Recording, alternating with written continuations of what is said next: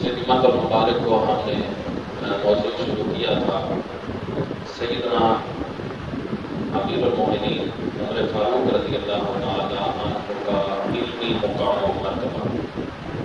اس سلسلہ میں یہی آیا مبارکہ جو میں نے آج خطبہ میں تلاوت کی، یہی میں نے تلاوت کی تھی، اور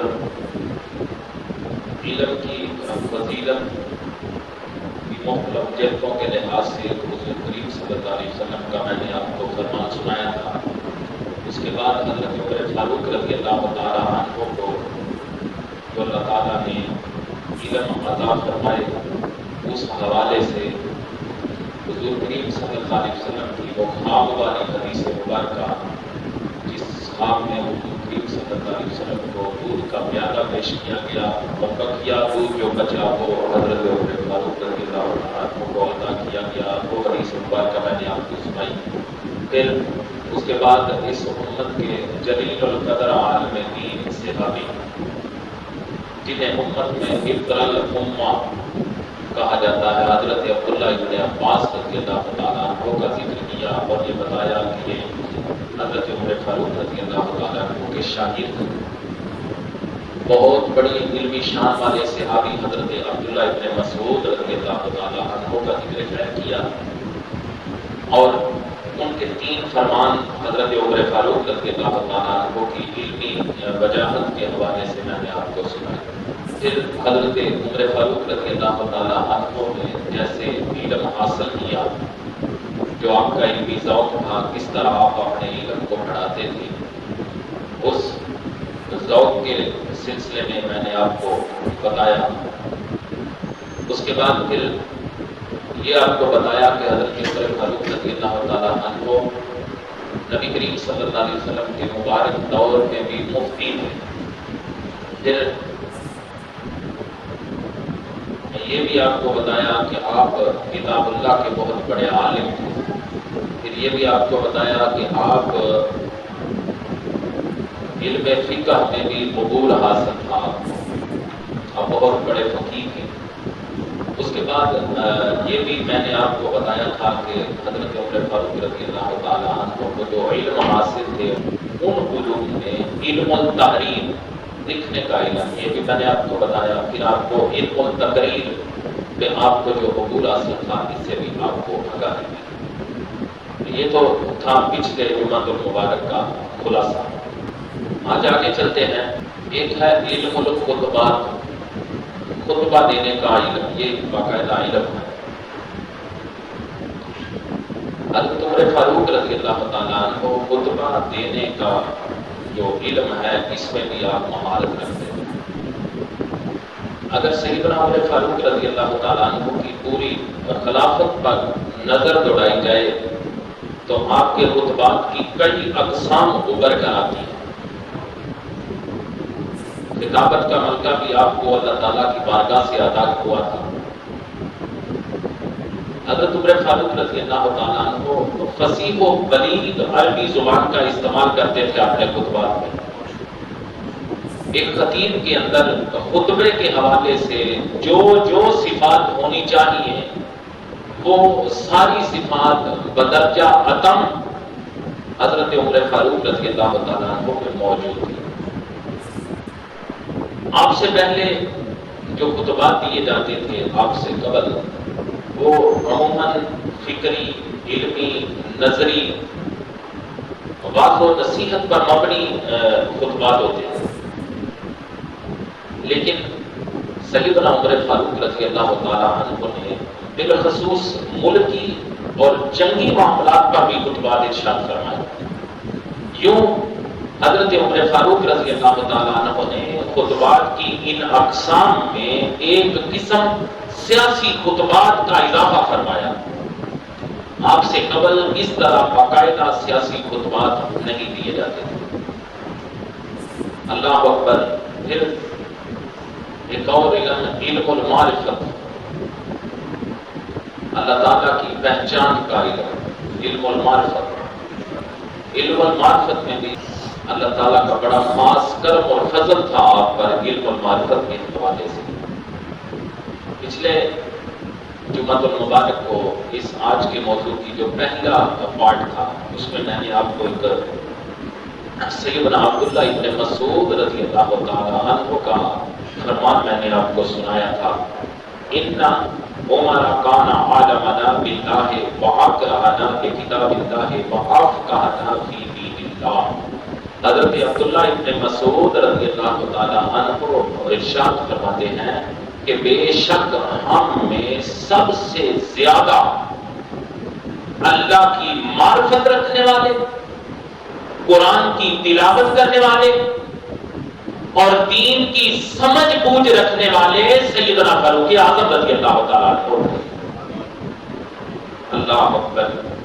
نبی کریم صلی اللہ علیہ وسلم کے غلاموں پھر آگے چلیں، ایک علم ہے علم الانساب، نسب کا علم۔ امیر المومنین سیدنا عمر فاروق رضی اللہ تعالیٰ عنہ علم الانساب میں بھی ماہر تھے، اور آپ کو یہ علم وراثت میں ملا تھا کیونکہ آپ کے قبیلے کے ذمے سفارت تھی، اور جو لوگ سفارت کرتے ہیں سفیر کے طور پہ بیرون ممالک میں جاتے تھے، ان کے لیے ناگزیر تھا یہ علم سیکھنا، اور سفارت آپ کے قبیلے پہ کی ذمہ داری تھی، ان کا ذمہ تھا عرب کی سفارت کرنا، اور یہی وجہ تھی کہ جو آپ کا قبیلہ تھا وہ علم الانساب میں بڑی مہارت رکھتا تھا، اور حضرت عمر فاروق رضی اللہ تعالیٰ عنہ کو یہ علم الانساب اپنے والد سے ورثے میں ملا تھا۔ علم الانساب میں بھی آپ مہارت رکھتے تھے۔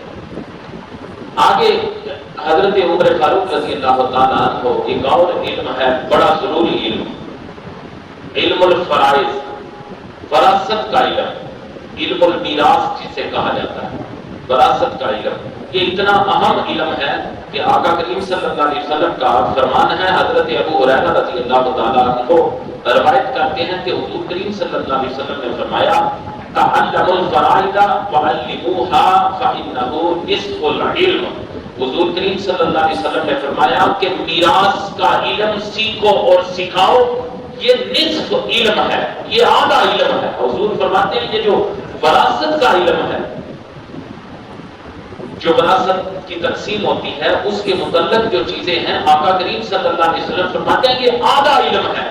تعلموا الفرائض وعلموها فإنه نصف العلم، کہ میراث کا علم سیکھو اور سکھاؤ، یہ نصف علم ہے۔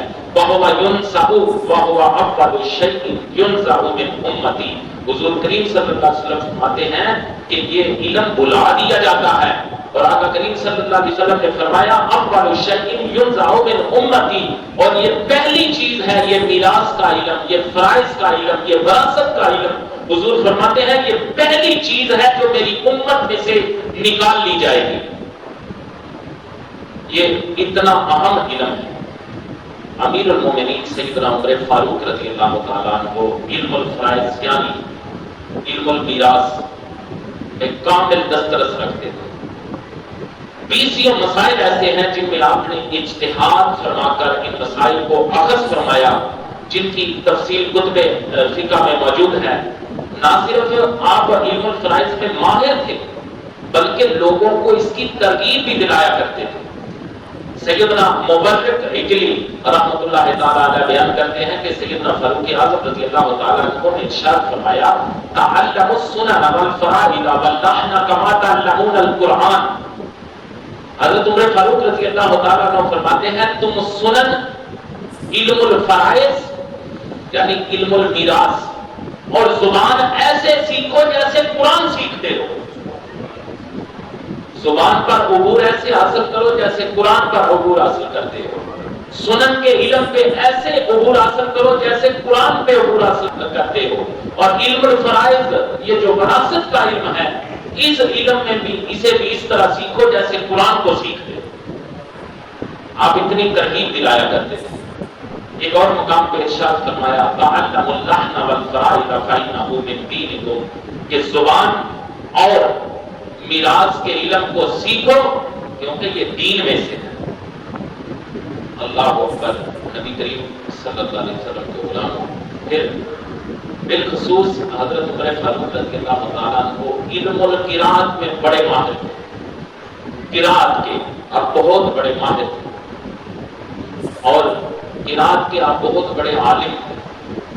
امام زہری رحمۃ اللہ تعالی علیہ بیان کرتے ہیں کان مجلس عمر مغتصا عن القراء شبابا وقبولا فربما استشارهم. امام زہری کہتے ہیں کہ عمر فاروق رضی اللہ تعالیٰ عنہ کا دربار نوجوان اور پختہ عمر کے قاریوں سے بھرا رہتا اور آپ ان سے مشاورت فرمایا کرتے تھے. علم قرات پہ اتنا عبور حاصل تھا کہ ہم وقت آپ کے دربار میں چھوٹوں سے لے کے بوڑھی عمر تک قاری حضرات بیٹھے رہتے تھے اور حضرت عمر فاروق رضی اللہ تعالیٰ عنہ ان سے مشاورت فرمایا کرتے تھے. پھر یہ جو قرات ہے اس کے متعلق بہت سارے ایسے واقعات ملتے ہیں کہ حضرت عمر فاروق رضی اللہ تعالیٰ عنہ کے سامنے اگر کوئی شخص قرآن مجید کی غیر معروف قرات کرتا تو حضرت عمر فاروق رضی اللہ تعالیٰ عنہ اس کی تفتیش کیا کرتے کہ تو نے یہ قرات کہاں سے سیکھی, کہ کس نے تمہیں بتائی ہے ایسی قرات. سنیے ایک بڑا مشہور واقعہ حضرت عمر فاروق رضی اللہ تعالیٰ عنہ خود بیان کرتے ہیں اور یہ بات بخاری شریف میں موجود ہے. حضرت عمر فاروق رضی اللہ تعالیٰ عنہ فرماتے ہیں کہ میں نے حضرت ہشام بن حکیم رضی اللہ تعالیٰ عنہ کو دور نبوی میں سورہ فرقان کی تلاوت کرتے سنا تو وہ ایسی قرات کر رہے تھے جو رسول اللہ صلی اللہ علیہ وسلم نے ہمیں نہیں سمجھائی تھی, ہمیں نہیں سکھائی.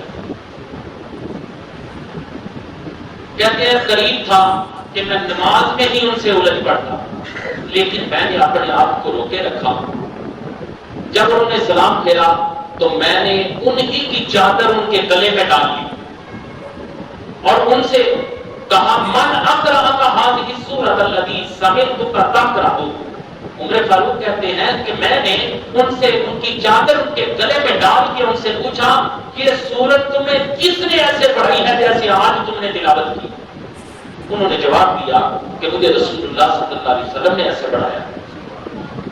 کہتے ہیں کہ پھر میں نے کہا کذبت فإن رسول اللہ صلی اللہ علیہ وسلم قد أقرأنيها على غير ما قرأت. کہتے ہیں میں نے انہیں کہا کہ تم غلط کہہ رہے ہو, تم بات ٹھیک نہیں کر رہے. نبی کریم صلی اللہ علیہ وسلم نے مجھے تو یہ اس طرح پڑھائی ہے. اللہ اکبر. کہتے ہیں بہر حال میں اس صحابی کو کھینچ کے نبی کریم صلی اللہ علیہ وسلم کی بارگاہ میں لے گیا اور جا کے میں نے حضور کریم صلی اللہ علیہ وسلم کی بارگاہ میں عرض کی انی سمعت ھذا یقرأ بسورۃ الفرقان علی حروف لم تقرئنیھا. یا رسول اللہ صلی اللہ علیہ وسلم حضور آج میں نے اس طریقے پر سورہ فرقان پڑھتے سنا ہے جس پر آپ نے مجھے نہیں پڑھائی. حضور کریم صلی اللہ علیہ وسلم نے فرمایا اسے چھوڑ دو. جب اسے چھوڑا تو پھر ارشاد فرمایا آقا کریم صلی اللہ علیہ وسلم نے اے ہشام تم پڑھو. انہوں نے سورہ فرقان پڑھنی شروع کی. جب انہوں نے پڑھا تو آقا کریم صلی اللہ علیہ وسلم نے ارشاد فرمایا کذالک انزلت. یہ سورت اسی طرح نازل ہو گئی. وہ جنہیں کھینچ کے لائے تھے حضور کے سامنے معاملہ پیش کیا کہ ایسی قرات میں انہوں نے قرآن سنایا ہے حضور, آپ نے ہمیں نہیں سکھایا. دیکھیں قرات کے کتنے عالم ہیں کہ باقاعدہ تفتیش کر رہے ہیں. حضور کریم صلی اللہ علیہ وسلم نے حضرت ہشام سے کہا کہ تم پڑھو. جب انہوں نے قرآن پڑھا سورہ فرقان پڑھی تو آقا کریم صلی اللہ علیہ وسلم نے فرمایا کذالک انزلت. یہ سورت اسی طرح نازل ہوئی ہے. پھر حضور کریم صلی اللہ علیہ وسلم نے فرمایا اے عمر تم پڑھو. حضرت عمر فاروق رضی اللہ تعالی عنہ نے جب پڑھا تو آقا کریم صلی اللہ علیہ وسلم نے فرمایا کذالک انزلت. یہ سورت ایسے ہی اتری ہے. انہیں بھی کہا کہ ایسے ہی اتری ہے, انہیں بھی کہا کہ ایسے ہی اتری ہے. پھر فرمایا ان ھذا القرآن انزل علی سبعۃ احرف فاقرؤوا ما تیسر منہ. حضور کریم صلی اللہ علیہ وسلم نے فرمایا کہ یہ قرآن 7 طریقوں یعنی قراتوں پر اترا ہے, جو تمہیں آسان لگے تم اسی میں پڑھ. اللہ اکبر. یہ بات یاد رکھیں کہ جب قرآن نازل ہوا اس وقت جو اکناف عرب میں عرب کے ارد گرد ان علاقوں کے عرب کے علاقوں میں عربی زبان کے 7 لہجے چل رہے تھے. مثلا اہل نجد کا اپنا ایک لہجہ تھا، بنو اسد کا اپنا طرز تلفظ تھا، اور اہل حجاز عربی الفاظ کو اپنے انداز میں پڑھا کرتے تھے. اگر ایسے حالات میں قرآن مجید صرف ایک لغت پر اتار دیا جاتا اور یہ حکم ہوتا کہ اسی لغت پر صرف قرآن کو پڑھا جائے تو لوگوں کو مشقت اٹھانا پڑتا. اللہ اکبر. لہذا امت کو مشقت سے بچانے کے لیے امت کو یہ اجازت دی گئی کہ انہی 7 لغتوں میں سے کسی ایک پہ بھی جو تمہیں آسان لگتی ہے قرآن پڑھ لیا. اللہ اکبر. اور اب ان لغات کو جن میں 7 جو قراتیں ہیں انہیں قرات سبع کہا جاتا ہے. ان قراتوں کو قرات سبع کہا جاتا ہے. اور برصغیر پاک و ہند میں جو قرات کی جاتی ہے جس لہجے میں قرآن ہمارے ان علاقوں میں پڑھا جاتا ہے اس قرات کا نام ہے قرات عاصم بروایت حفص. جس انداز میں برصغیر پاک و ہند میں قرآن کی تلاوت کی جاتی ہے اس کا نام کیا ہے؟ قرات عاصم بروایت حفص. اور اسی پر ہمارے ان علاقوں میں قرآن مجید پڑھا جاتا ہے. آگے چلیں. یہ جو عربی زبان ہر زبان کے بھی ماہر ہوتے ہیں، ہر زبان کے بھی عالم ہوتے ہیں. حضرت عمر فاروق رضی اللہ تعالیٰ عنہ عربی زبان کے بھی بہت بڑے عالم ہیں. اچھا یہ ہو سکتا ہے کسی کو بات بہت عجیب و غریب لگے، اس لیے عمر فاروق اعظم رضی اللہ تعالیٰ عنہ تو تھے ہی عربی اور نسب. تو جو بندہ ہے ہی عربی وہ عربی میں ماہر کیوں نہیں ہوگا؟ بات تو ذہن میں آتی ہے کہ بندہ عربی ہے لیکن ایسا دیکھیں نسلی طور پہ عربی ہونا اور بات ہے اور عربی زبان میں مہارت رکھنا اور بات ہے. جس طرح جو بندہ اردو بولتا ہے اس کا اردو بولنا اور حیثیت رکھتا ہے لیکن اردو میں اس کا ماہر ہونا اور حیثیت رکھتا ہے. ضروری نہیں ہر اردو بولنے والا اردو کا ماہر ہو. بالکل اسی طرح ہر عربی بولنے والا ضروری نہیں کہ عربی زبان کا ماہر بھی ہو. لیکن عمر فاروق رضی اللہ تعالیٰ عنہ کو اللہ تعالیٰ نے یہ علم بھی عطا کیا تھا کہ آپ عربی زبان کے بھی بہت بڑے ماہر تھے. بلکہ آپ لوگوں کو عربی زبان کی یہ جو زبان کا علم ہے اس میں لوگوں کو ترغیب دیا کرتے تھے. اللہ اکبر. سیدنا حسن رحمۃ اللہ تعالی علیہ بیان کرتے ہیں کہ سیدنا عمر فاروق رضی اللہ تعالی عنہ نے ارشاد فرمایا علیکم بالتفقہ فی الدین والتفقہ فی العربیہ وحسن العبادہ. حضرت عمر فاروق رضی اللہ تعالی عنہ فرماتے ہیں تم پر لازم ہے کہ دین کی سمجھ بوجھ حاصل کرو اور عربی تحریر اور گفتگو کو اچھا کرو. آپ لوگوں کو بھی ترغیب دیا کرتے تھے. اللہ اکبر. حضرت عبداللہ بن عمر رضی اللہ تعالیٰ عنہ بیان کرتے ہیں کہ ایک بار امیر المومنین سیدنا عمر فاروق رضی اللہ تعالیٰ عنہ چند لوگوں کے پاس سے گزرے. وہ لوگ تیر اندازی کر رہے لیکن جب وہ تیر لگاتے تو ان کے تیر نشانے پہ نہیں لگ رہے تھے. حضرت عمر فاروق رضی اللہ تعالیٰ عنہ نے جب دیکھا انہیں کہ یہ تیر اندازی کر رہے ہیں لیکن ان کے تیر لگ نہیں رہے تو آپ نے ارشاد فرمایا ما اسمع رمیکم، تم لوگ کتنی بری تیر اندازی کر رہے ہیں. جب انہوں نے یہ بات سنی تو انہوں نے کہا نحن متعلمین، امیر المومنین ہم ابھی تیر اندازی سیکھ رہے ہیں. اب انہوں نے یہ جو لفظ بولے نا نحن متعلمین، یہ جو نحن متعلمین ہے نا یہ عربی گرامر کے لحاظ سے غلط جملہ ہے. نحن متعلمون درست جملہ ہے. اس پر آپ نے ان لوگوں کو حضور کریم صلی اللہ علیہ وسلم کا ایک فرمان سنایا. حضور کریم صلی اللہ علیہ وسلم دعا فرمایا کرتے تھے ان لوگوں کے لیے جو اپنی زبان کی اصلاح کرتے تھے. حضرت عمر فاروق رضی اللہ تعالیٰ عنہ نے جب انہوں نے یہ غلط جملہ بولا تو بجائے اس کے کہ انہیں شرمندہ کرتے انہیں حضور کریم صلی اللہ علیہ وسلم کا یہ فرمان سنایا رحم اللہ امرأن اصلح باللسانہ، کہ حضور کریم صلی اللہ علیہ وسلم فرماتے تھے کہ اللہ اس شخص پر رحم فرمائے جو اپنی زبان کی اصلاح کرتا۔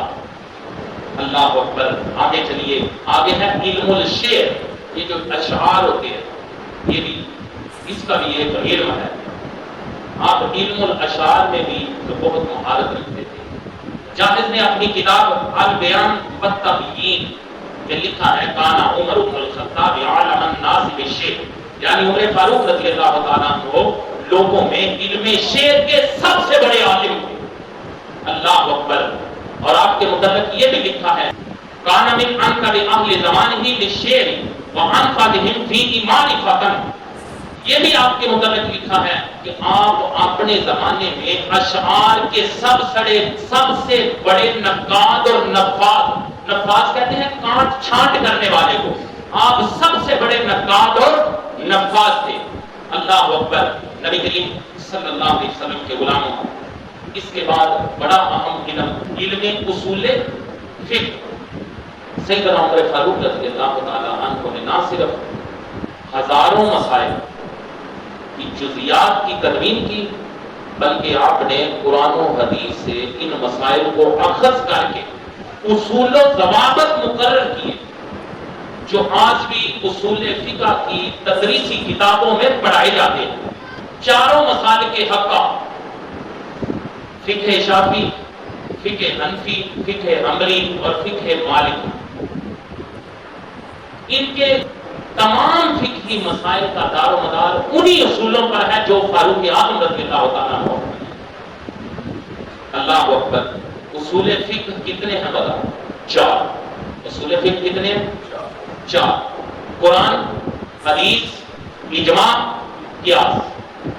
اور حضرت عمر فاروق رضی اللہ تعالیٰ عنہ نے فقہی مسائل کے حوالے سے انہی 4 قوانین کو سامنے رکھتے ہوئے مسائل مستنبط کیے۔ حضرت عمر فاروق رضی اللہ تعالیٰ عنہ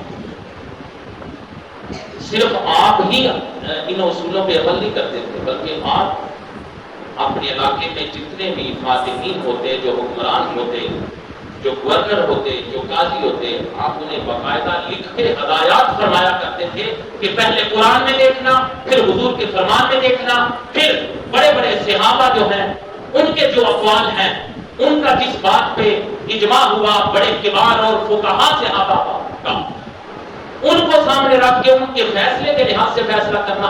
اگر وہاں سے بھی نہ ملے تو پھر قیاس کے ذریعے اجتہاد کر کے تم فیصلے کیا کرو۔ یہ آپ ہدایات اپنے حکمرانوں کو، گورنروں کو بھیجا کرتے ہیں۔ اللہ اکبر۔ پھر آگے ہے علم القضاء، یہ جو عدالتوں میں فیصلہ کرنے کا علم ہے۔ اللہ تعالیٰ کی طرف سے آپ پہ یہ خاص عطا تھی کہ آپ علم القضاء کی بڑی عظیم صلاحیت رکھتے ہیں۔ اللہ اکبر۔ منصب قضاء کے لیے جتنی شرائط چاہیے وہ ساری شرائط عمر فاروق رضی اللہ تعالیٰ عنہ میں موجود ہے۔ سیدنا فاروق اعظم رضی اللہ تعالیٰ عنہ کا شمار اس امت کے عظیم قاضیوں میں ہوتا ہے۔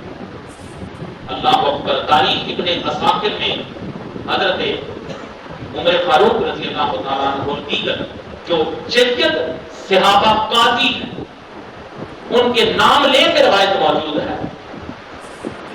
تاریخ ابن اساکر میں یہ لکھا ہے قضاۃ الامۃ اربعۃ عمر بن الخطاب وعلی بن ابی طالب وزید بن ثابت وابو موسیٰ الاشعری، یعنی امت کے 4 قاضی ہیں، ان میں سیدنا عمر فاروق، سیدنا علی المرتضیٰ، سیدنا زید بن ثابت اور سیدنا ابو موسیٰ اشعری رضی اللہ تعالی عنہم۔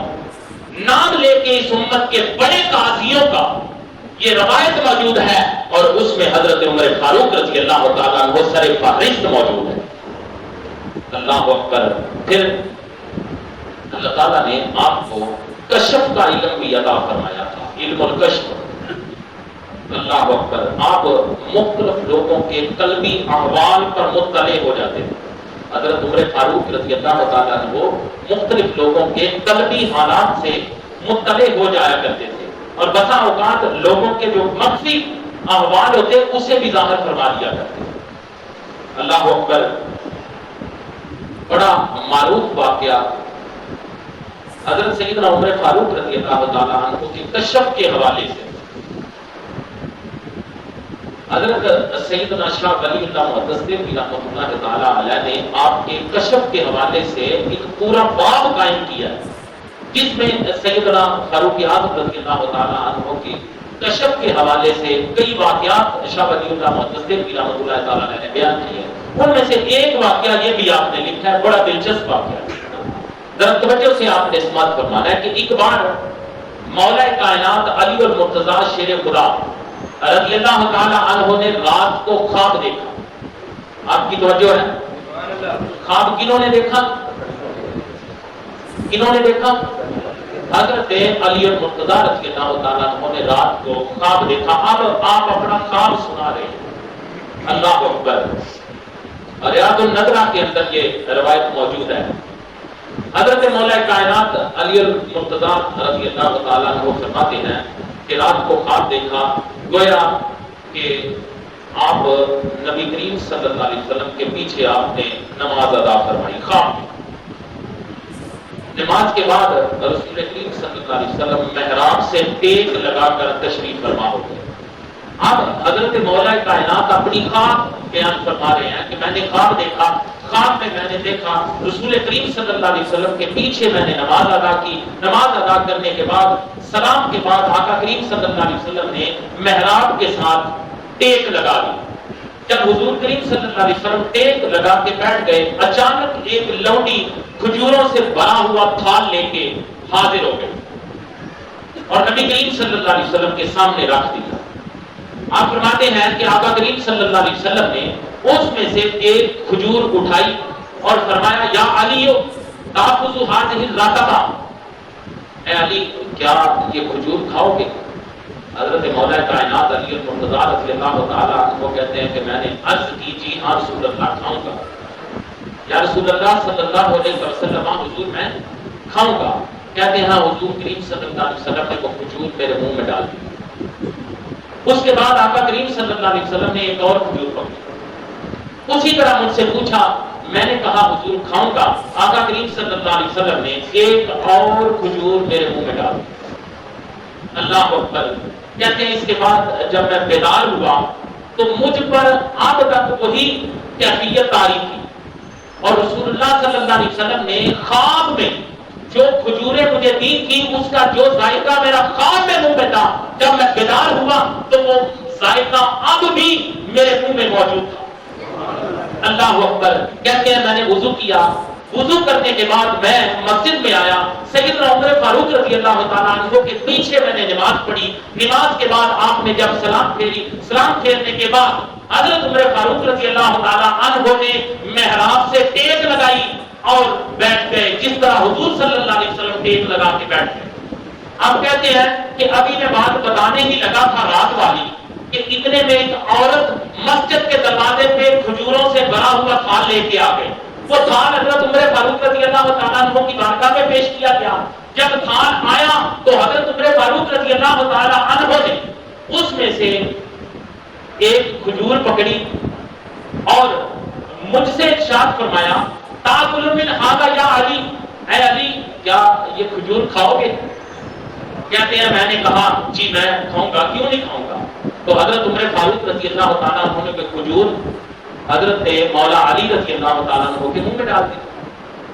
کہتے ہیں اس کے بعد آپ نے ایک اور کھجور پکڑ کے پھر مجھ سے پوچھا، میں نے کہا جی میں کھاؤں گا، ایک اور کھجور میرے منہ میں ڈال دی۔ جب کھجور دوسری بھی میں منہ میں ڈالی تو اس کے بعد آپ دیگر صحابہ میں وہ کھجوریں تقسیم کرنے لگ گئے، حضرت عمر فاروق رضی اللہ تعالیٰ عنہ۔ اللہ اکبر۔ کہتے ہیں میرے دل میں ایک اور کھجور کھانے کا شوق ہوا۔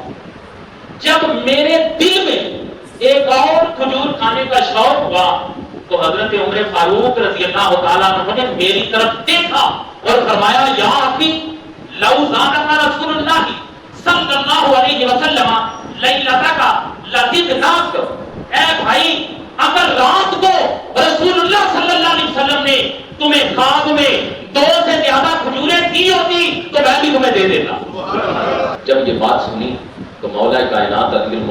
رضی اللہ تعالیٰ عنہ فرماتے ہیں فعجبت وقلت قد اطلعہ اللہ علی ما رأیت البارحہ. مولا کائنات کہتے ہیں جب میں نے یہ بات سنی تو میں بڑا متعجب ہوا اور میں نے کہا کہ اللہ تعالیٰ نے سیدنا عمر فاروق رضی اللہ تعالیٰ عنہ کو اس بات کی اطلاع دے دی ہے. تو سیدنا عمر فاروق رضی اللہ تعالیٰ عنہ نے میری طرف دیکھا اور ارشاد فرمایا یا علی المؤمن ينظر بنور اللہ. علی مومن اللہ کے نور سے دیکھتا ہے. اللہ اکبر. مولا کائنات علی مرتضیٰ رضی اللہ تعالیٰ عنہ فرماتے ہیں کہ میں نے پھر عرض کیا صدقت یا امیر المؤمنین ہاکذا رأیت وقذا رأیت طعمۃ ولذتہ من یدک کما وجدت طعمہ ولذتہ من ید رسول اللہ صلی اللہ علیہ وسلم. مولا کائنات کہتے ہیں کہ میں نے کہا کہ آپ نے سچ فرمایا ہے امیر المومنین. میں نے خواب میں ایسا ہی دیکھا تھا جیسا آپ نے کیا اور جیسا ذائقہ اور لذت میں نے مصطفیٰ کریم صلی اللہ علیہ وسلم کے دست اقدس میں دیکھی تھی ویسا ہی ذائقہ اور لذت میں نے آپ کے ہاتھوں میں بھی دیکھی. اللہ اکبر. یہ ہے علم المکاشفہ کے حوالے سے میں نے آپ کو ایک بات. ایک ہے علم القیافہ. دو مختلف چیزیں ہوں مثلا اصل یا فرع یا باپ اور بیٹا, ان دو میں سے ایک کو دیکھ کے کسی ایک چیز کے متعلق مطلع ہونے کے بعد دوسری شے کے معاملات کو خود ہی جان لینے کو علم القیافہ کہا جاتا ہے. ایک چیز کو دیکھا, اسے دیکھ کے دوسری شے کے متعلق جان لینا علم القیافہ کہلاتا ہے. سیدنا عمر فاروق رضی اللہ تعالیٰ عنہ کو یہ علم بھی اللہ تعالیٰ نے عطا کیا ہوا تھا. آپ کی بارگاہ میں ایک شخص حاضر ہوا اور سلام کیا تو آپ نے اس کا سلام کا جواب دیا اور اس کے بعد آپ نے پوچھا کیا تمہارے اور اہل نجران کے درمیان کوئی رشتہ داری ہے؟ اس شخص نے عرض کیا نہیں. آپ نے فرمایا ضرور ہے. اس نے پھر انکار کیا تو حضرت عمر فاروق رضی اللہ تعالیٰ عنہ نے فرمایا اللہ کی قسم ضرور ہے. راوی کہتے ہیں کہ ہر مسلمان جو وہاں موجود تھا وہ جانتا تھا کہ اس کے اور اہل نجران کے درمیان رشتہ داری ہے. لہذا ایک شخص نے وضاحت کرتے ہوئے عرض کیا کہ امیر المومنین اس کے اور اہل نجران کے درمیان رشتہ داری ضرور ہے لیکن فلاں فلاں واقعہ سے پہلے. اس پر حضرت عمر فاروق رضی اللہ تعالیٰ عنہ نے فرمایا مح فإنا نقد الآثار, یعنی تم رہنے دو, ہمیں نہ بتاؤ, ہمیں نشانیوں سے خود ہی پتہ چل جائے. یہ علم القیافہ بھی اللہ تعالیٰ نے عمر فاروق رضی اللہ تعالیٰ عنہ کو عنایت فرمایا ہوا تھا. اس کے بعد اللہ کے محبوب صلی اللہ علیہ وسلم پر جب قرآن پاک کی کوئی آیت نازل ہوتی تو صحابہ اکرام کے سامنے حضور کریم صلی اللہ علیہ وسلم اسے تلاوت کرتے اور جو کاتبان وحی صحابہ اکرام ہوتے وہ اسے لکھ لیتے اور بسا اوقات اکثر ایسا ہوتا حضور کریم صلی اللہ علیہ وسلم خود ہی اس صورت کی تفسیر بھی بیان کر دیا کرتے اور بعض اوقات ایسا ہوتا صحابہ اکرام خود پوچھ لیا کرتے تھے. جب آیت آتی حضور لکھواتے اسی وقت صحابہ پوچھ لیا کرتے تھے. اور حضرت عمر فاروق رضی اللہ تعالیٰ عنہ بھی کاتب وحی تھے اور آپ بھی اس وقت حاضر ہوتے تھے. لہذا یہ بھی ہمیں یہ جاننا چاہیے اور ہمارے علم میں یہ بات بھی مضبوط طریقے سے ہونی چاہیے کہ جب حضور تفسیر فرماتے تھے, جب دیگر صحابہ بھی سنا کرتے تھے تو حضرت عمر فاروق بھی چونکہ کاتب وحی تھے آپ بھی وہ تفسیر سماعت کیا کرتے تھے. لہذا جو مفسرین صحابہ اکرام ہیں ان میں حضرت عمر فاروق رضی اللہ تعالیٰ عنہ کا بھی ذکر آتا ہے اور بہت سارے معاملات میں حضرت عمر فاروق رضی اللہ تعالیٰ عنہ تفسیر کے حوالے سے حضور کریم صلی اللہ علیہ وسلم سے خود پوچھ لیا کرتے تھے. آپ کو اللہ تعالیٰ نے علم التفسیر بھی بہت اعلیٰ پائے کا یہ علم بھی اللہ تعالیٰ نے آپ کو عطا کیا ہوا تھا. اللہ اکبر. نبی کریم صلی اللہ علیہ وسلم کے غلاموں احادیث کے اندر ایسی روایات بھی موجود ہیں کہ آپ نے باقاعدہ حضور کریم صلی اللہ علیہ وسلم سے قرآن مجید سیکھا. اللہ اکبر. حضرت عبداللہ بن عمر رضی اللہ تعالیٰ عنہ فرماتے ہیں تعلم عمر البقرۃ فی اثنتین عشرۃ سنۃ فلما ختمها نحرا جزورا. حضرت عبداللہ بن عمر رضی اللہ تعالیٰ عنہ کہتے ہیں کہ حضرت عمر فاروق رضی اللہ تعالیٰ عنہ نے اللہ کے محبوب کی بارگاہ سے 12 سال میں سورہ بقرہ پڑھی. 12 سال میں سورہ بقرہ پڑھی. فلما ختمها نحرا جزورا. آپ کہتے ہیں کہ جب آپ نے سورہ بقرہ مکمل کی تو شکرانے کے طور پہ ایک اونٹنی ذبح کی. یہ حدیث مبارکہ ہے. لہذا پتہ چلا کہ جب ختم قرآن ہو تو قرآن کے وقت ہم جو اہتمام کرتے ہیں, اگر کوئی لنگر کا اہتمام کریں, خوشی کا اظہار کریں, تو یہ ساری چیزیں جائز ہیں. آگے حضرت سیدنا عمر فاروق رضی اللہ تعالیٰ عنہ جو کہ ہم وقت حضور کریم صلی اللہ علیہ وسلم کی بارگاہ میں حاضر رہا کرتے تھے, تو اس لیے آپ کے مبارک سینے میں حضور کریم صلی اللہ علیہ وسلم کے احادیث کا بھی بہت بڑا ذخیرہ موجود ہے. لیکن آپ کی یہ عادت تھی, آپ لوگوں کو بھی منع کیا کرتے تھے کہ بغیر تصدیق کے حضور کا فرمان نہیں سنا. بڑی احتیاط کرتا کرتے تھے, اور صحابہ اکرام کو بھی آپ اس بات کی ترغیب دلایا کرتے تھے. اللہ اکبر. حضرت امام ابو زکریا یحییٰ بن شرف نووی, امام نووی جنہیں کہا جاتا ہے رحمۃ اللہ تعالیٰ علیہ, فرماتے ہیں کہ حضرت عمر فاروق رضی اللہ تعالیٰ عنہ نے 539 احادیث حضور کریم صلی اللہ علیہ وسلم کی روایت کی ہے, اور 26 حدیثیں جو آپ نے روایت کی ہیں وہ امام بخاری اور امام مسلم کی متفق علیہ, دونوں نے اس پہ اتفاق کیا ہے اور دونوں نے مانا ہے اسے. اور اس کے علاوہ 34 حدیثیں فقط امام بخاری نے بیان کی, اور 21 حدیثیں امام مسلم نے اپنی کتاب میں بیان فرمائی. اللہ اکبر.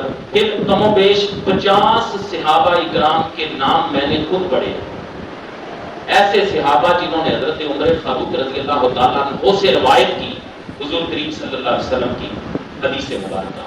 اسی طرح تابعین اور صحابہ اکرام دونوں طبقات نے آپ سے نبی پاک صلی اللہ علیہ وسلم کے فرمودات روایت کیے ہیں.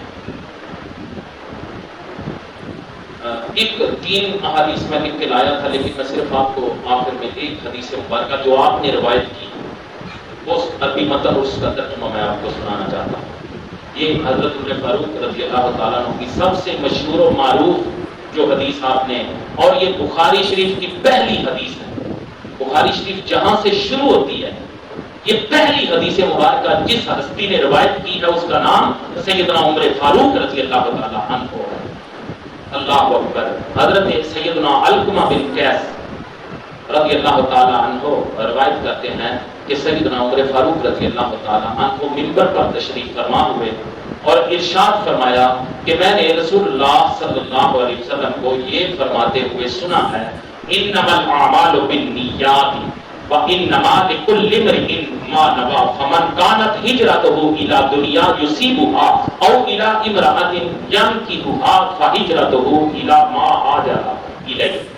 حضرت عمر فاروق رضی اللہ تعالیٰ عنہ نے فرمایا کہ میں نے حضور کریم صلی اللہ علیہ وسلم کو یہ فرماتے ہوئے سنا ہے کہ اعمال کا دار و مدار نیتوں پر ہے, اور ہر ایک کے لیے وہی ہے جس کی اس نے نیت کی.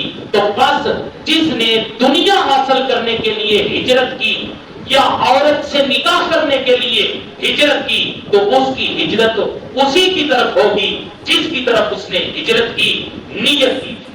اللہ تعالیٰ ہم سب پہ اپنا فضل فرمائے. یہ حضرت عمر فاروق رضی اللہ تعالیٰ عنہ کے حوالے سے میں چند گزارشات میری طرف سے یہ آپ کی بارگاہ میں کلہائے عقیدت تھا جو نبی پاک صلی اللہ علیہ وسلم کے وسیلے سے آپ کو اللہ تعالیٰ نے مختلف علوم, کم و بیش 17 علوم کا میں نے ذکر کیا.